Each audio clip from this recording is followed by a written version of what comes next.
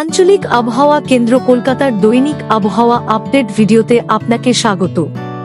গত 24 ঘন্টায় পশ্চিমবঙ্গের জেলা ভিত্তিক গড় বৃষ্টিপাত মানচিত্রে প্রদর্শিত হয়েছে।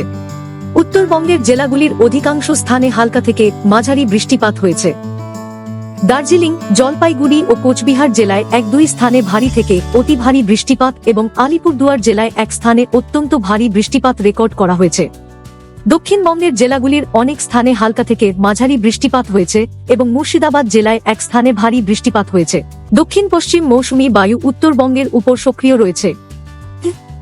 গড় সমুদ্রপৃষ্ঠে মৌসুমী অক্ষরেখা বর্তমানে বিকানের, দিল্লি, লখনউ, পাটনা হয়ে পূর্ব দিকে মণিপুর অভিমুখে বিস্তৃত রয়েছে এবং এটি গড় সমুদ্রপৃষ্ঠ থেকে 0.9 কিমি উচ্চতা পর্যন্ত প্রসারিত।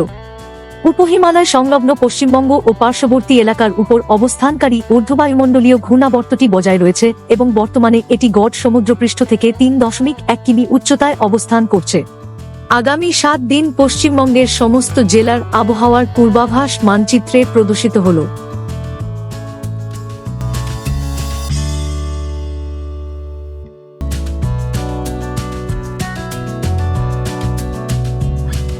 নিম্নস্তরে অনুকূল বায়ুপ্রবাহ এবং বঙ্গোপসাগর থেকে প্রচুর জলীয় বাষ্প প্রবেশের ফলে 3 থেকে 5 আগস্ট পর্যন্ত উত্তরবঙ্গের কয়েকটি জেলায় ভারী থেকে অতি ভারী বৃষ্টিপাত এবং 1-2 স্থানে অত্যন্ত ভারী বৃষ্টিপাত হওয়ার প্রবল সম্ভাবনা রয়েছে।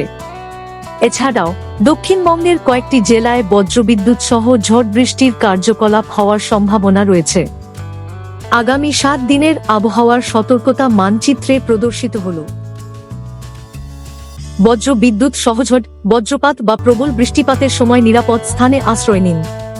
গাছ, বৈদ্যুতিক খুঁটি, ঝুঁকিপূর্ণ বা অরক্ষিত স্থাপনা বাড়ির নিচে আশ্রয় নেবেন না এবং জলাশয়ের সংস্পর্শ এড়িয়ে চলুন।